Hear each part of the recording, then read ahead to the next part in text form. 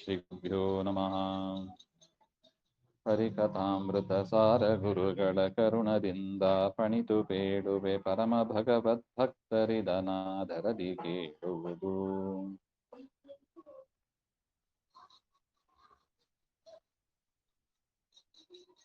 ಹರಿಕಥಾಮೃತ ಸಾರ ಕರುಣಾಸಂಧಿಯಲ್ಲಿ 10ನೇ ಪದ್ಯ.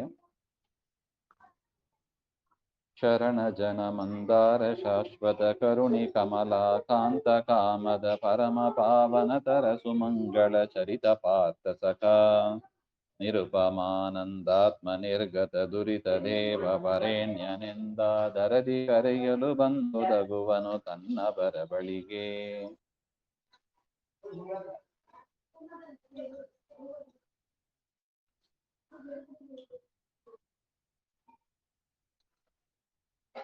ಪರಮಾತ್ಮ ಶರಣ ಜನ ಮಂದಾರ, ಯಾರು ಶರಣು ಹೋಗ್ತಾರೆ ಅವರಿಗೆ ಮಂದಾರ. ಮಂದಾರ ಅಂದ್ರೆ ಕಲ್ಪವೃಕ್ಷ, ಕಲ್ಪವೃಕ್ಷದಂತೆ ಬೆಳೆದನ್ನೆಲ್ಲ ಕೊಡತಕ್ಕವುದು ಅಂತ ಅರ್ಥ.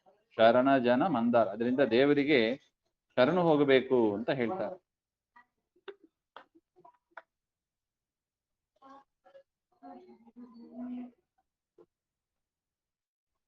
ಶಾಶ್ವತ ಕರುಣಿ, ಭಕ್ತರಲ್ಲಿ ದೃಢವಾದ ಕರುಣೆ ಉಳ್ಳವ. ಕಮಲಾಕಾಂತ, ಲಕ್ಷ್ಮೀಪತಿಯಾದವ. ಕಾಮದ, ನಮ್ಮ ಬಯಕೆಗಳನ್ನೆಲ್ಲ ಸತ್ಕಾಮನೆಗಳಂತೆ ಏನಿದೆಯೋ ಅದನ್ನೆಲ್ಲ ಪೂರ್ಣ ಮಾಡತಕ್ಕವ. ಪರಮ ಪಾವನ ತರ, ಅತ್ಯಂತ ಪವಿತ್ರವಾದ ರೂಪವುಳ್ಳವ. ಪರಮ ಅಥವಾ ಪರಮ ಪಾವನ ತರ ಸುಮಂಗಳ ಚರಿತ, ಹಾಗೆ ಅಂತ. ಪರಮಾತ್ಮನ ಚರಿತ್ರೆ ಅದು ಪರಮ ಮಂಗಳದಾಯಕವಾದದ್ದು ಅಂತ ಹೇಳ್ತಾರೆ. ಪಾರ್ಥ ಸಖ, ಅರ್ಜುನನಿಗೆ ಗೆಳೆಯನಾದವ. ನಿರುಪಮಾನಂದಾತ್ಮ, ದೇವರ ಆ ಆನಂದ ಸ್ವರೂಪ ಅವನು. ಆ ಪರಮಾತ್ಮನ ಆನಂದ ಸ್ವರೂಪಕ್ಕೆ ಸರಿಸಾಟಿ ಇಲ್ಲ ಅಂತಾರೆ. ಅಂದ್ರೆ ಉಪಮಾನ ಕೊಡ್ಲಿಕ್ಕೆ ಬರೋದಿಲ್ಲ ಅಂತ ಹೇಳ್ತಾರೆ. ದೇವರ ಆನಂದ ಹೇಗಿದೆ ಅಂತ ಉಪಮಾನ ಕೊಡ್ಲಿಕ್ಕೆ ಬರೋದಿಲ್ಲ ಹಾಗೆ ಅಂತ ಅದರ ಅಭಿಪ್ರಾಯ. ಅನಂತವಾದ್ದರಿಂದ ನಿರ್ಗತ ದುರಿತ, ದುರಿತ ಅಂದ್ರೆ ದುಃಖಗಳು ಅಂತ ಅರ್ಥ. ದೇವರಿಗೆ ದುಃಖಗಳೇ ಇಲ್ಲ, ಆನಂದ ಪೂರ್ಣ. ಅದರಿಂದ ದೇವರ ಚಿಂತನೆ ಹೀಗಿರ್ಬೇಕು ಅಂತ ನೋಡಿ. ದೇವರು ನೀನು ನಿರುಪಮಾನಂದಾತ್ಮ, ನಿರ್ಗತ ದುರಿತ, ದೇವವರೇಣ್ಯ.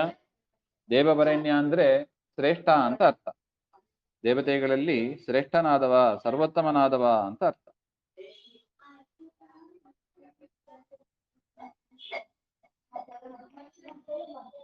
ಅಂತ ದೇವವರೇಣ್ಯ, ಈ ರೀತಿಯಾಗಿ ತಿಳಿದು, ಈ ರೀತಿಯಾಗಿ ದೇವರ ಗುಣಗಳನ್ನ ಅರಿತು ನಾವು ದೇವರನ್ನ ಉಪಾಸನೆ ಮಾಡಬೇಕು. ಅಂದ್ರೆ ಅದಕ್ಕೆ ಆಚಾರ್ಯರು ಸಿಂಪಲ್ ಆಗಿ ಹೇಳ್ಬಿಟ್ರು ನೋಡಿ, ಸಚ್ಚಿದಾನಂದಾತ್ಮ ಅಂತ ದೇವರನ್ನ ಚಿಂತನೆ ಮಾಡಿ. ಹಾಗೆ ಪ್ರತಿ ಕರ್ಮದಲ್ಲೂ ನಾವು ಹೇಳ್ತೀವಿ ಸಚ್ಚಿದಾನಂದ ಆತ್ಮ ಹಾಗೆ ಅಂತ. ಸತ್ ಚಿತ್ ಆನಂದ ಆತ್ಮ ಹಾಗೆ. ಸತ್ ಅಂದ್ರೆ ದೋಷ ದೂರ, ಚಿತ್ ಅಂದ್ರೆ ಜ್ಞಾನಮಯ, ಆನಂದ ಅಂದ್ರೆ ಆನಂದಮಯ, ಆತ್ಮ ಅಂದ್ರೆ ಈಶನಾದವ, ಸರ್ವ ಆದಾನಾದಿ ಕರ್ತೃ, ಎಲ್ಲವನ್ನು ಸೃಷ್ಟಿಯಾದಿಗಳನ್ನ ಮಾಡುವವ ಅಂತ.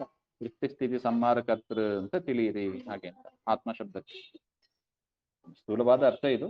ಇದು ದೇವರನ್ನ ಕುರಿತಾಗಿ ನಾವು ಮಾಡಬೇಕಾದ ಉಪಾಸನೆ. ಏನಂತ? ಸಚ್ಚಿದಾನಂದಾತ್ಮ ಅಂತ ದೇವರ ಉಪಾಸನೆಯನ್ನ ಮಾಡಿ ಅಂತ ಆಚಾರ್ಯರು ನಮಗೆ ಆದೇಶ ನೀಡಿದ್ದಾರೆ. ಅದನ್ನೇ ಗುರುಗಳು ಇಲ್ಲಿ ತಿಳಿಸ್ತಾ ಇದ್ದಾರೆ ನೋಡಿ. ದೇವವರೇಣ್ಯ ಎಂದು ಆದರದಿ ಕರೆಯಲು, ಈ ರೀತಿಯಾಗಿ ದೇವರನ್ನ ಭಕ್ತಿಯಿಂದ ಕರೆದರೆ ಬಂದೊದಗುವನು. ಆಪತ್ಕಾಲದಲ್ಲಿ ಭಕ್ತರನ್ನ ಕಾಪಾಡುವುದಕ್ಕೆ ಪರಮಾತ್ಮ ಬಂದು ರಕ್ಷಣೆ ಮಾಡ್ತಾನೆ ಹಾಗೆ ಅಂತ ಅರ್ಥ. ಅಂದ್ರೆ ಭಕ್ತವಚನ ಆದ ಪರಮಾತ್ಮನನ್ನ ಆಪತ್ಕಾಲದಲ್ಲಿ ಯಾರು ತಾನು ಸ್ವತಂತ್ರ ಕರ್ತೃತ್ವ, ನಾನೇ ಸ್ವತಂತ್ರ, ನಾನೇ ಭೋಕ್ತೃ ಅಂತ ತಿಳಿತಾರೆ, ಆ ಬುದ್ಧಿಯನ್ನ ಬಿಟ್ಟು ಪರಮಾತ್ಮನೇ ಕರ್ತೃ, ಪರಮಾತ್ಮನೇ ಭೋಕ್ತೃ ಹಾಗೆ ಅಂತ ತಿಳಿತಾರೆ, ಅವರನ್ನ ಕಾಪಾಡ್ತಾನೆ ಹಾಗೆ ಅಂತ. ಈ ರೀತಿಯಾಗಿ ತಿಳಿದವರು ಯಾರು ಹಾಗೆ ಅಂದ್ರೆ ಅನೇಕ ಉದಾಹರಣೆ ನಮಗೆ ಸಿಗ್ತದೆ. ವಿಶೇಷವಾಗಿ ದ್ರೌಪದಿಯ ವಿಚಾರವನ್ನ ಹೇಳ್ತಾ ಇದ್ದಾರೆ. ಮತ್ತು ಗಜೇಂದ್ರನ ವಿಚಾರವನ್ನ ಹೇಳ್ತಾರೆ. ಮೊಸಳೆಯಿಂದ ಪರಮಾತ್ಮ ಗಜೇಂದ್ರನನ್ನ ಕಾಪಾಡಿದ ವೃತ್ತಾಂತ. ಈ ರೀತಿಯಾಗಿ ದೇವರನ್ನ ಈ ರೀತಿಯಾಗಿ ಗುಣಪೂರ್ಣ ಅಂತ ತಿಳಿದು ಯಾರು ಕರೀತಾರೆ ಅಂತವರಿಗೆ ಪರಮಾತ್ಮ ಬಂದು ರಕ್ಷಣೆಯನ್ನು ಮಾಡ್ತಾನೆ. ಹಾಗೆ ಪ್ರಹ್ಲಾದನನ್ನು ಉದಾಹರಣೆ ಕೊಡ್ತಾರೆ, ರೀತಿಯಾಗಿ ವ್ಯಾಖ್ಯಾನಗಳಲ್ಲಿ ತಿಳಿಸಿದ್ದಾರೆ. ಅದರಿಂದ ಕರೆ ಅದನ್ನೇ ಹೇಳ್ತಾರೆ, ಭಕ್ತರು ಕರೆದರೆ ಆದರದಿ ಕರೆಯಲು ತನ್ನವರ ಬಳಿಗೆ ಬಂದೊದಗುವನು. ಭಕ್ತರು ಕರಿಬೇಕು. ಅದಕ್ಕೆ ದಾಸರ ಪದಗಳಲ್ಲೂ ಕೂಡ ನೋಡಿ ಆಗಮನ ಪದಗಳು ಅಂತ ಹೇಳ್ತಾರೆ. ಬಾ ಬಾ ಭಗುತರ ಹೃದಯ ಮಂದಿರ, ಹಾಗೆ ಅಂತ ದೇವರನ್ನ ಕರಿಬೇಕು. ಓಡಿ ಬಾರಯ್ಯ ವೈಕುಂಠಪತಿ ನಿನ್ನ ಅಂತೆಲ್ಲ ದಾಸರ ಪದಗಳು ಇದೆ ನೋಡಿ. ಆಗಮನ ಪದಗಳು ಹಾಗೆ ಅಂತ, ಆಹ್ವಾನ ಪದಗಳು ಅಂತಲೂ ಕರೀತಾರೆ. ಅದನ್ನೆಲ್ಲ ದೇವರನ್ನ ಸದಾ ಕರಿತಾ ಇರಬೇಕು ಹಾಗೆ ಅಂತ ಹಾಗೆ. ಅಂತರ್ಗತ ಶ್ರೀ ಕೃಷ್ಣ ಆತ್ಮ ಶ್ರೀ ಹರಿ.